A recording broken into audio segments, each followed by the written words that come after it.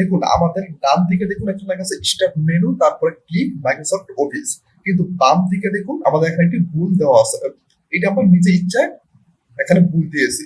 দেখুন এখানে আমরা কোথায় ভুল দিয়েছি, তিনটা লাইনের ভিতরে তিনটা লাল দাড়ি চলে আসছে। এটা লাল দাড়ি অপশনের ভিতরে ভুল আছে। স্টার্ট মেনু দেখুন আমাদের ডান দিকে প্রথম লাইনের মধ্যে লেখা আছে স্টার্ট মেনু, কিন্তু বাম দিকে স্টার্ট মেনু কিন্তু এখানে আর জায়গায় ই লেখা আছে, কিন্তু সি এর জায়গায় ই লেখা আছে।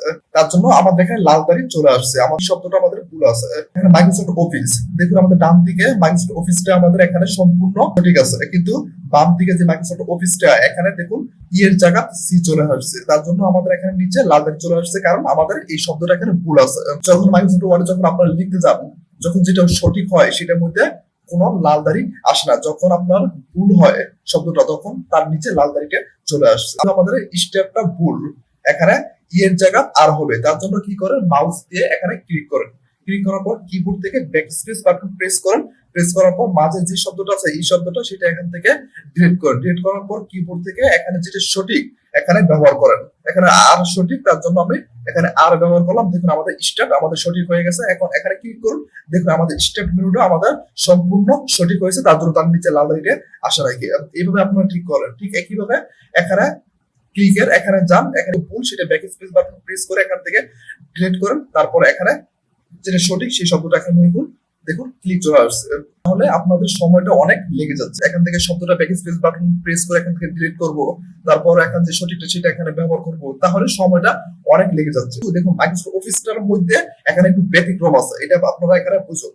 দেখুন এখানে দেখুন মাইক্রোসফট অফিস লেখা আছে, যখন আমি সি এর জায়গায় ই আমি এখানে দিব, ব্যাক স্পেস বাটন প্রেস করে এখান থেকে ডিলিট করে যখন আমি ই দিব, দেখুন ই দেওয়ার পর তবুও আমাদের এটা সম্পূর্ণ সঠিক হয় নাই। ও ডাবল এফ আইসি অফিস, ঠিক একই ও এখানে ও ডাবল এফ আইসি অফিস, কিন্তু আমাদের এটা সম্পূর্ণ সঠিক হয় নাই। কেন সম্পূর্ণ সঠিক হয় নাই, এটা আপনাদের মনের মধ্যে প্রশ্ন থাকতে পারে কেন সম্পূর্ণ সঠিক হয় নাই। তার জন্য দেখুন এখানে দেখুন প্রথমে ও দেওয়া আছে, এই ওটা আমাদের ছোট হাতের হয়ে গেছে, তার জন্য আমাদের এখানে লাল দাড়িটা চলে আসছে। যখন আমি ওটা আমি এখান থেকে ক্লিক করে ব্যাক স্পেস বাটন প্রেস করে ডিলিট করব, তারপর যখন বড় হাতের ও দিব, দেখুন তারপর আমাদের এখান থেকে লাল দাড়িটা চলে গেছে, আমাদের এখন সঠিক হয়েছে।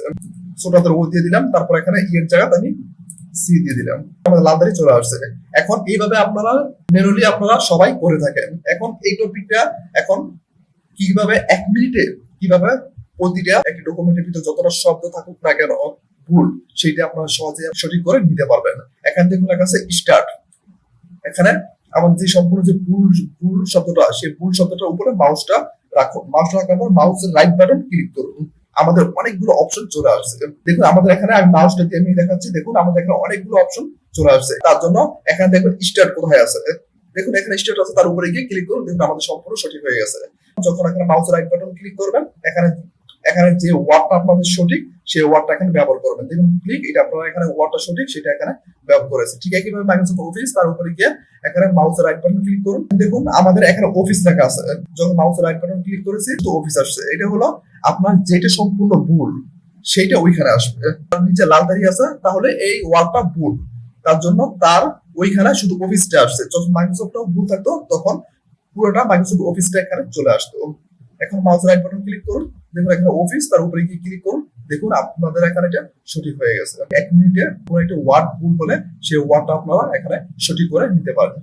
ভিডিওটি যদি ভালো লাগে অবশ্যই আমাদের চ্যানেলটি সাবস্ক্রাইব করে পাশে থাকা বেল আইকনটি বাজিয়ে দিন পরবর্তী ভিডিওটি পাওয়ার জন্য। আবার দেখা হবে পরবর্তী ভিডিওতে। ভালো থাকবেন, সুস্থ থাকবেন, সবাইকে ধন্যবাদ।